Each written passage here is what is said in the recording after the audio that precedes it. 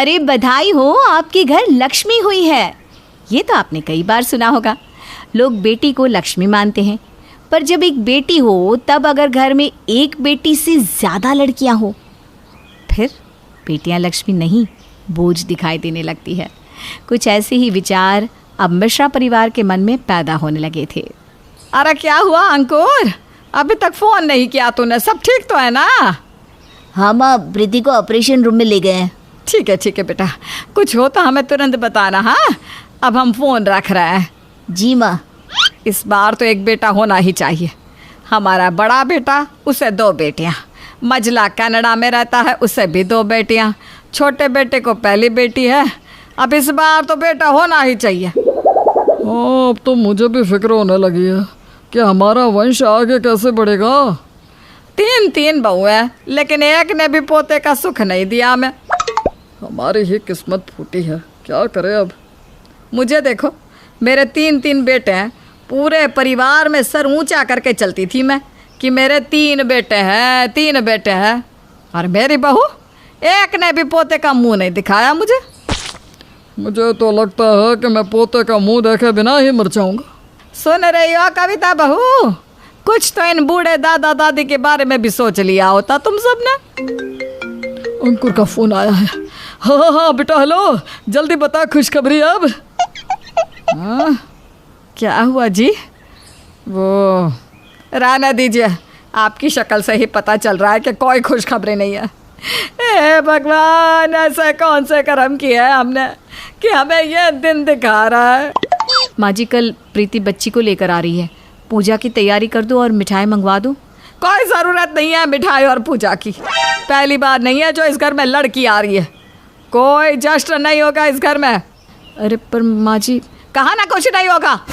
मनोरमा के छोटे बेटे को दूसरी बार भी लड़की ही पैदा हुई थी, जिससे अब मनोरमा और चंदन मिश्रा का बर्ताव और भी ज़्यादा चिड़चिड़ा हो गया था, क्योंकि उन्हें पोता चाहिए था।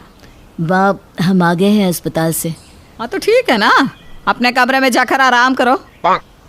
माँ जी, बच्ची को अपना आशीर्वाद तो दे दीजिए। हाँ ठीक है। चलो कमरे में चलते हैं प्रीति। माँ का मन इस बार बहुत उदास हो गया है। उन्हें आखिरी उम्मीद थी तुमसे। मुझसे? ये बच्ची क्या मैं अपने मायके से लाई हूँ अंकुर? ये हम दोनों की है। आपकी माँ को पोता चाहिए तो उसमें वो मुझसे और मेरे बच्चे से क्यों नाराज़ हो रही है? उनकी एक भी बहू उन्हें एक पोता नहीं दे पाई तो वो नाराज़ तो होंगी ना। अच्छा, तो बच्चे क्या उनकी बहुएं अकेले पैदा कर रही हैं? इतने पढ़े लिखे होकर कैसी बातें कर रहे हो तुम? मैं तुम्हें दोष नहीं दे रहा हूँ प्रीति। चलो अब ये सब छोड़ो, आराम करो। मनोरमा के गुस्से का असर अब उनके बेटे और बहुओं के रिश्तों पर भी पड़ रहा था। हालांकि वो अपनी पत्नियों की बात को भी समझते थे, लेकिन कहते हैं ना, झूठ को बार बार बोला जाए तो वो सच बन जाता है। माँ जी, खाने में क्या बनाऊँ? मुझसे मत पूछ, जो बनाना है बना दे। कौन सा इस घर में मेरी मर्जी की होती है? माँ जी, आप ऐसा क्यों कह रही हैं? हमने कब आपकी बात नहीं मानी? अब मेरा मुंह मत खुलवाओ तुम। कहा ना जो बनाना है बना लो। माँ जी, आपका ये बर्ताव सही नहीं है। आप बेवजह हम पर गुस्सा निकाल रही हैं। कविता, माँ से ठीक से बात करो। इतने सालों से ठीक से ही कर रहे हैं ना बात, लेकिन बार बार एक ही ताना सुन के परेशान हो गए हैं हम सब। बेटी नहीं, जैसे इनके लिए तो राक्षस हो गई है हमारी बच्ची। एक पोता तो दे नहीं पाई तुम हमें, अब यह रोना धोना ही बाकी रह गया है। कविता, बस करो ना ये सब। मैं तो कहती हूँ रवि सीधा कर दे, वरना मुझे ही कुछ कदम उठाना पड़ेगा। क्या कदम उठाएंगी आप? बताइए ना। मेरे पति की दूसरी शादी करवाएंगी आप? मुझे पता है कि आप यही सोचती रहती है बार बार। अगर मुझे पोता पाने के लिए ये भी करना पड़ा ना, तो ये भी करूँगी, समझी? माँ, कैसी बात कर रही हो तुम? बस करो। देखा आपने आपकी माँ के मन में क्या क्या चल रहा है? मैंने कहा ना तुम अंदर जाओ, मुझे कुछ नहीं सुनना। और ये पहली बार नहीं था कि मिश्रा परिवार में बहस हो रही थी। अब तो आए दिन ऐसा होता ही रहता था, क्योंकि अब मनोरमा के मन में पोते को पाने की इच्छा इतनी ज़्यादा बढ़ गई थी कि वो अपनी बहुओं को हर बात पे सुनाती रहती थी। भाभी, ये देखिए ना, कब से रो रही है, चुप ही नहीं हो रही, बहुत परेशान कर रही है ये। अरे होता है, सब बच्चे ऐसा करते हैं प्रीति। अगर लड़का होता ना तो इतना परेशान नहीं करता। अब तुम दोनों को भी कहाँ पता होगा कि लड़कों को कैसे पालते हैं। तुम दोनों ने बेटे को पाले ही कहाँ है?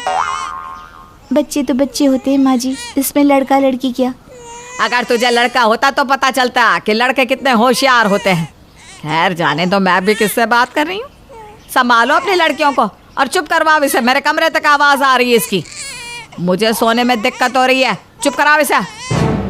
कविता भाभी, अगर हम दोनों को बेटे होते तो ये खुद अपने पोते को सिलाती, खिलाती, बहुत कुछ करवाती। अब देखिए हमें बेटियां हैं तो कैसे ताने पे ताने मारती रहती है माँ जी। अरे छोड़ ना, ये इनका रोज़ का है प्रीति। ना इनके ताने खत्म होंगे ना हमारी किस्मत पलटने वाली है। तू ज़्यादा ध्यान मत दे इन सब पे, जा गुड्डी को सुला दे। कविता और प्रीति एक दूसरे को समझाती, लेकिन उन्हें अपनी सास के ताने और बर्ताव से बेहद दुख होता था। लेकिन वो कर भी क्या सकती थी, उनके पति ही अपनी माँ से कुछ नहीं कहते थे तो उनका साथ कौन देता। अरे सुनिए ना, मेरे दिमाग में कुछ चल रहा है। क्या हुआ? अब क्या चल रहा है तुम्हारे दिमाग में? मैं आज अपनी सहेली की बेटी वर्षा से मिली। इतनी सुंदर लड़की थी, क्या बताऊँ आपको। हाँ, पर उससे हमारा क्या लेना देना? अरे लेना देना है। मैं सोच रही हूँ कि कुछ दिनों के लिए उसे यहाँ बुला लूँ रहने के लिए। और इससे क्या फ़ायदा होगा तुम्हें? कविता और प्रीति से तो हमें पोता मिलने से रहा। मैं सोच रही हूँ कि अगर रवि और वर्षा एक दूसरे के करीब आ जाए तो मैं उनकी शादी करवा दूंगी, और मुझे यकीन है कि वर्षा ज़रूर लड़के को ही जन्म देगी। और तुम्हें लगता है कि रवि मानेगा दूसरी शादी के लिए? इतनी आसानी से मानेगा तो नहीं, लेकिन मैं उसे धीरे धीरे राज़ी कर दूंगी। अगर ऐसा हो तो शायद हमारी पोते की आशा भी पूरी हो जाए। अरे आप चिंता मत करिए, मैं सब ठीक कर दूंगी। मैं रवि को वर्षा से शादी करने के लिए मना लूँगी, और हम दोनों अपने पोते का मुंह भी ज़रूर देखेंगे। मनोरमा पोते की लालच में इतनी अंधी हो गई थी कि उसे अब सही और गलत के बीच का फ़र्क दिखना भी बंद हो चुका था। वो अपने बड़े बेटे की दूसरी शादी के लिए अपनी सहेली की बेटी को घर लाने का सोच लेती है, और दूसरे ही दिन किसी को कुछ भी बताए बिना उसने अपनी सहेली को फ़ोन लगा दिया। आरा तू बिल्कुल भी चिंता मत कर, बस वर्षा को यहाँ भेज दे, मैं उसका अच्छे से ख्याल रखूँगी। और सुन, उसके लिए ना अच्छे अच्छे कपड़े भेजना जिसमें वो परी लगे, परी। भाभी, ये माँ जी किसे बुला रही है घर में रहने के लिए? पता नहीं, कोई इनकी सहेली की बेटी है, पर उन्हें यहाँ रहने के लिए क्यों बुला रही है? क्या पता उनके दिमाग में क्या क्या चलता रहता है। एक कम थी हमारी सास, जो अब ये वर्षा भी आ रही है, पता नहीं ये कैसी होगी। हाँ, अब कल तक का इंतज़ार करते हैं, देखते हैं आखिर कौन है ये वर्षा जिसे हमारी सास इतना पसंद करती है। मिश्रा परिवार में भगवान की इतनी कृपा थी कि उनके घर में बेटियां ही बेटियां थी। मनोरमा के 3 बेटे हैं, जिसमें एक बेटा कनाडा में रहता है और उसकी तीनों बेटों को 2-2 बेटियां हैं। मनोरमा और चंदन मिश्रा हमेशा से अपने वंश को आगे बढ़ते देखना चाहते थे, लेकिन अभी तक उन्हें पोते का सुख नसीब नहीं हुआ है, इसलिए वो अपनी बहुओं को ताने मारती रहती थी। वैसे यहाँ तक तो बात ठीक थी, लेकिन अब उसने अपनी सहेली की बेटी वर्षा को अपने घर रहने के लिए बुला लिया था। वो इसलिए क्योंकि वो चाहती थी कि वर्षा के साथ वो अपने बड़े बेटे रवि की दूसरी शादी करवा सके। लेकिन मनोरमा की इस सोच से अब तक सब अनजान थे।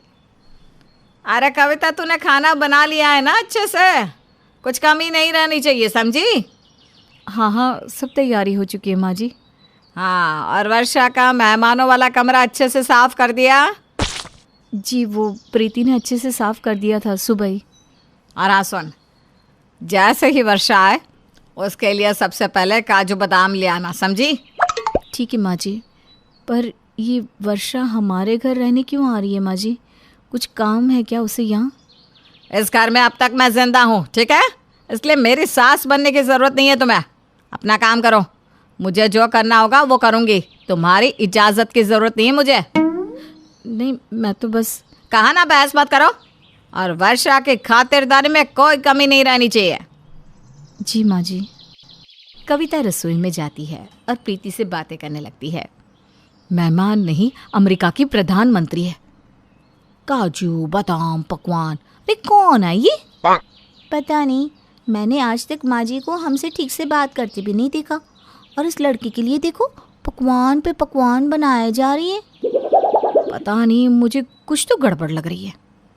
माँ जी की इस बात में क्या राज है, कुछ समझ में नहीं आ रहा। कोई नहीं भाभी, उस लड़की के आते ही सब कुछ पता चल जाएगा हमें भी। हाँ, वो बात तो है। मनोरमा के इरादे क्या थे इस बारे में अब तक कोई नहीं जानता था। उसकी बहुएं भी वर्षा के आने की खबर से परेशान तो थी, लेकिन कुछ कर नहीं पा रही थी। आओ आओ वर्षा बेटी, यहाँ बैठो मेरे पास। अरे तुम तो सच में कितनी सुंदर हो। Thank you aunty. मैं तुम्हें सबसे मिलवा देती हूँ। ये मेरी बहू है, ये बड़ी बहू, ये छोटी बहू, ये है मेरा बड़ा बेटा रवि। घर में सबसे बड़ा है और होशियार भी है। सारे घर की देखभाल यही करता है, कमाता भी बहुत अच्छा है। और यह है मेरा छोटा बेटा अंकुर। माँ जी रवि के बारे में इतना सब बताते हुए क्यों मिलवा रही है इससे? पता नहीं, बाकी सबको तो ऐसे ही मिलवाया बस, पर रवि भैया को खास तरीके से मिलवा रही हैं। अरे तुम दोनों क्या आपस में खड़ी होकर गपशप कर रही हो? जाओ वर्षा के लिए जूस लेकर आओ और काजू बादाम भी। जी माँ जी, अभी लाते हैं। ये लीजिए। लो लो वर्षा, आराम से खाओ पियो, फिर रवि तुम्हें तुम्हारे कमरे तक ले जाएगा। मैं ले जाती हूँ ना माँ जी इन्हें कमरे तक। तुम दोनों खाने की तैयारी करो, जाओ। सारा दिन बस दूसरों के कामों में टांग अड़ाती रहती हो। रवि बेटा, वर्षा को उसके कमरे तक ले जा। हैं? जी माँ। मनोरमा रवि और वर्षा को जितना हो सके एक दूसरे के करीब लाने की कोशिश कर रही थी, जबकि कविता और प्रीति को ये बात अब अजीब लग रही थी कि उनकी सास ऐसा क्यों कर रही है। मनोरमा ने रवि को वर्षा का ध्यान रखने को कहा था। रवि आजा, यहाँ बैठ जा वर्षा के पास। पर पापा तो हमेशा मेरे साथ बैठते हैं दादी। अरे चुप कर, पापा को आराम से खाना खाने दे। पापा यहाँ मेरे पास बैठिए ना प्लीज़। आज खाना खा लो स्वीटी, कल मैं तुम्हारे साथ बैठ जाऊंगा, ठीक है? ठीक है पापा। कितना तंग करती है ना ये बच्चियाँ आपको, मैं समझ सकती हूँ। आप भी परेशान हो जाती होंगी। अरे पूछ मत वर्षा बेटी, मेरा बेटा कितना परेशान हो जाता है। हाँ, अगर इसका कोई बेटा होता तो बात अलग थी, फिर उसके साथ क्रिकेट खेलता, उसे बाहर घुमाने ले जाता। पर यह तो ठहरी लड़कियाँ, अब इनके साथ क्या घर घर खेलेगा? जी मैं समझ सकती हूँ, आपकी भी इच्छा होगी ना एक बेटे की। अरे इच्छा तो बहुत है, पर कह नहीं पाता बेचारा। ऐसा नहीं है, रवि अपनी बेटियों से बहुत प्यार करते हैं।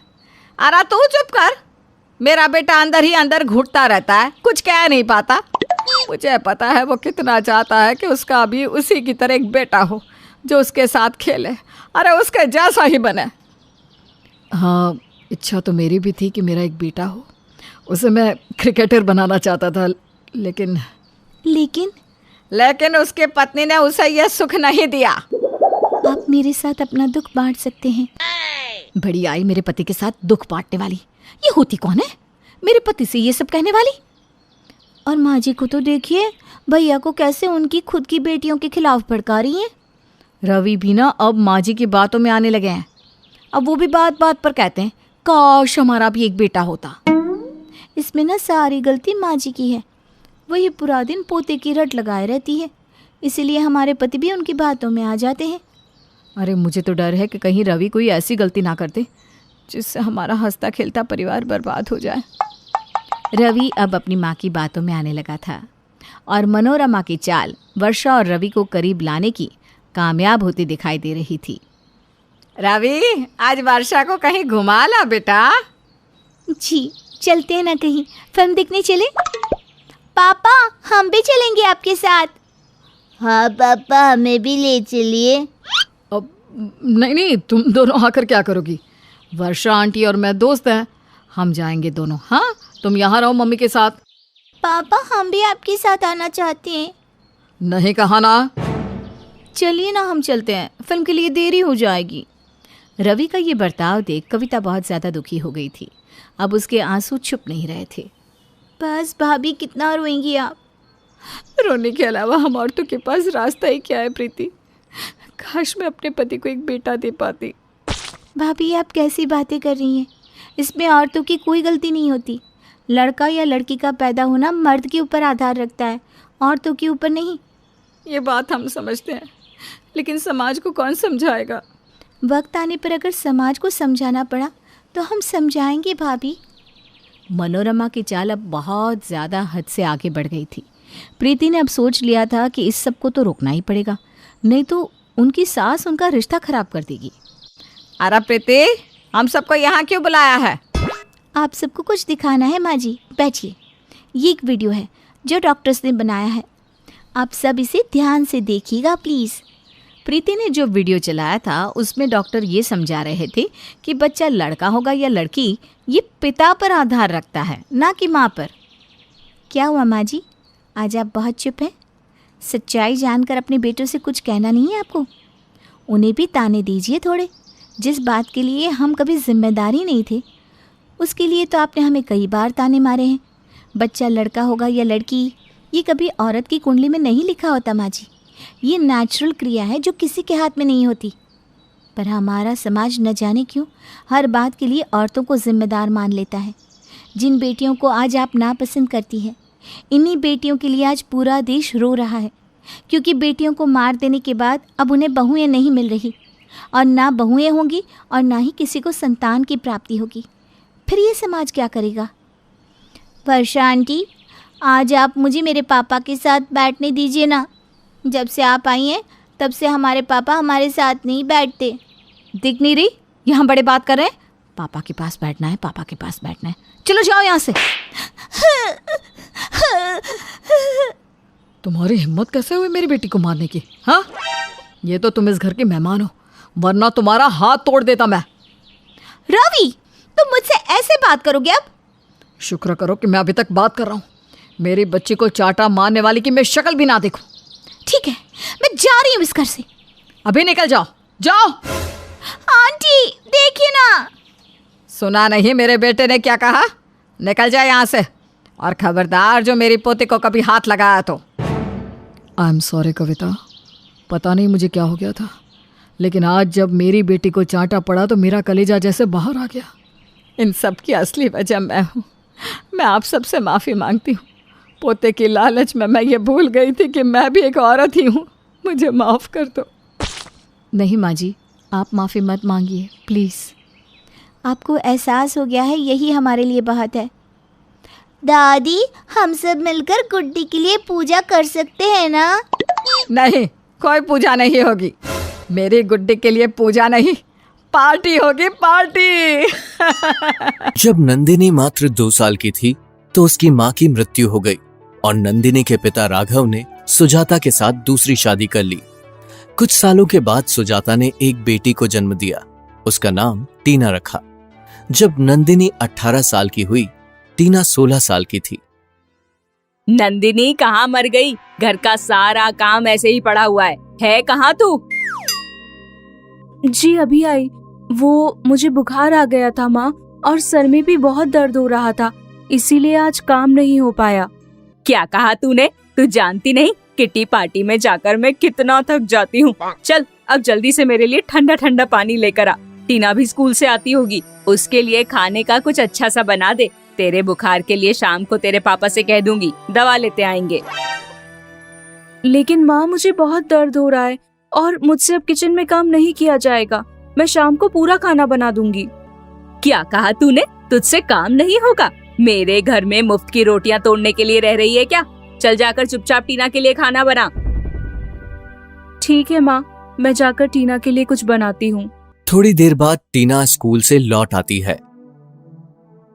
माँ, मुझे बहुत भूख लगी है, जल्दी से मेरे लिए कुछ खाने को लेकर आओ ना।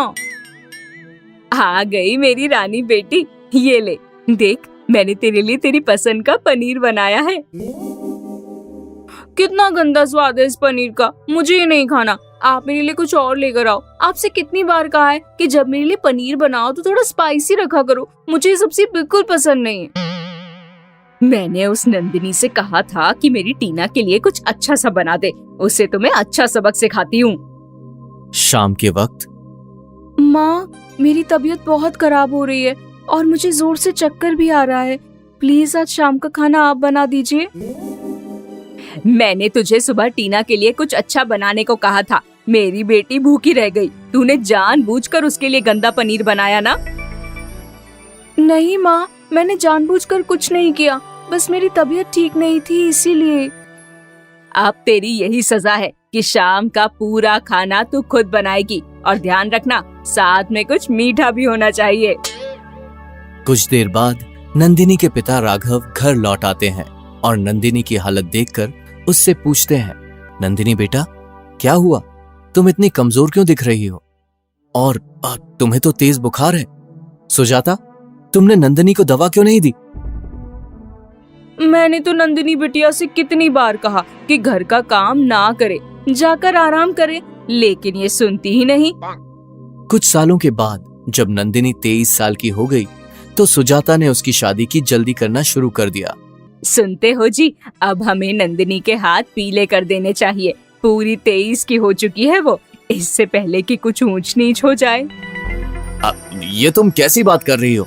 जब तक अच्छा लड़का नहीं मिल जाता तब तक मैं नंदिनी की शादी कैसे कर सकता हूँ? अरे, जब तक आप नंदिनी को घर से विदा नहीं करेंगे तब तक टीना के बारे में कैसे सोचेंगे? हमें उसकी भी तो शादी करनी है, अच्छा लड़का ढूंढना है। मैं पंडित जी से कहकर नंदिनी के लिए कोई अच्छा सा रिश्ता ढूंढता हूँ। अगले दिन पंडित जी राघव के घर आते हैं। देखिए राघव जी, नंदिनी बिटिया के लिए एक अच्छा रिश्ता है, लेकिन लड़का थोड़ा गरीब परिवार से है। देखने में काफी अच्छा है, अगर आप कहें तो मैं रिश्ते की बात करूं। लेकिन पंडित जी, मैं अपनी बेटी की शादी गरीब परिवार में कैसे कर सकता हूं? मैं उसके लिए कोई संपन्न परिवार ढूंढ लूंगा ताकि शादी के बाद मेरी बेटी खुश रह सके। अगर ऐसी बात है तो मैं आपको एक अमीर परिवार का रिश्ता भी बता सकता हूँ। लड़के के घर वाले बहुत पैसे वाले हैं, लेकिन बस एक कमी है, लड़का खुद कुछ कमाता नहीं है, अपने पिताजी के पैसों पर ही ऐश कर रहा है। पंडित जी, उस लड़के के साथ आप हमारी छोटी बेटी टीना की बात चलाइए। अब नंदिनी तो सीधी सादी है, वो तो किसी के साथ भी शादी करने को मान जाएगी, लेकिन टीना थोड़ी नखरे वाली है। ये तुम कैसी बात कर रही हो? टीना तुम्हारी अपनी बेटी है, इसलिए उसके लिए पैसे वाला घर ढूंढ रही हो, और नंदिनी सौतेली है इसलिए उसके लिए गरीब। आप तो मुझे बेकार ही गलत समझ रहे हैं। मैं तो बस अपनी दोनों बेटियों के नेचर के हिसाब से उनके लिए सही लड़के ढूंढने की कोशिश कर रही थी। देखिए, नंदिनी जैसी सीधी लड़की ज्यादा अमीर लड़के के साथ खुश नहीं रह पाएगी, बस यही सोचकर कह दिया, आगे जैसी आपकी मर्जी। शायद तुम ठीक कहती हो, ज्यादा अमीर लड़के शौकीन टाइप के होते हैं और हमारी नंदिनी तो सीधी सादी है। ठीक है, हम टीना की शादी उस लड़के के साथ करवा देते हैं। कुछ ही दिनों बाद नंदिनी की शादी गरीब लड़के और टीना की शादी अमीर लड़के के साथ हो गई। दोनों की शादी को लगभग 1 साल हो गया। टीना और नंदिनी अपने मायके से आई। नंदिनी के चेहरे पर जहां मुस्कुराहट और खुशियां नजर आ रही थी, वहीं टीना काफी कमजोर और परेशान लग रही थी। मेरी दोनों बेटियां अपने ससुराल में खुश तो है ना? हाँ पापा, मैं अपने पति के साथ बहुत खुश हूँ। आप जानते हैं, उन्होंने मेरी भी नौकरी लगवा दी है और मुझे अच्छी खासी तनख्वाह मिलने लगी है। इसकी वजह से अब हमें पैसों की भी कोई कमी नहीं होती, और मेरे सास ससुर भी मुझे बहुत प्यार करते हैं।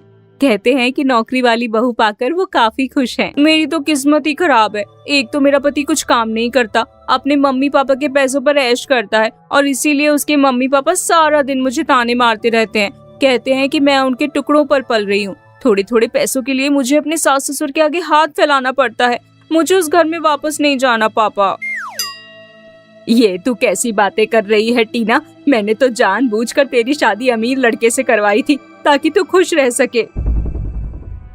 मैं जानता था सुजाता, नंदिनी तुम्हारी सौतेली बेटी है और इसीलिए तुम उसकी शादी गरीब घर में करवा रही हो। मैं तो टीना का रिश्ता भी उस अमीर लड़के से नहीं करवाना चाहता था जो कुछ कमाता नहीं, लेकिन तुम्हारी जिद के आगे मेरी एक न चली। आप सही कह रहे हैं, आपने कभी टीना और नंदिनी में फर्क नहीं किया, लेकिन मैंने ही बहुत बड़ा अपराध कर दिया। मुझे नंदिनी से हमेशा ही नफरत होती थी। मैं चाहती थी कि शादी के बाद भी वो खुश ना रहे, उसके सामने हर चीज की कमी रहे, उसके पास रुपए पैसे ना हो, और बस इसी सौतेले व्यवहार की वजह से मैंने बहुत बड़ी गलती कर दी।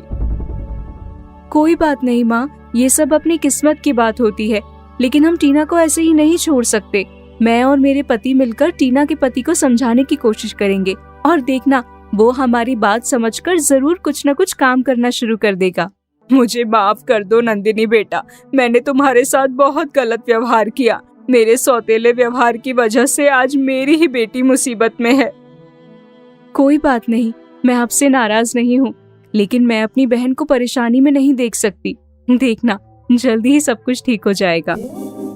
आज पहली बार सुजाता ने नंदिनी को अपनी सगी बेटी की तरह प्यार किया था और उन सबके आपस के गिले शिकवे पूरी तरह खत्म हो गए।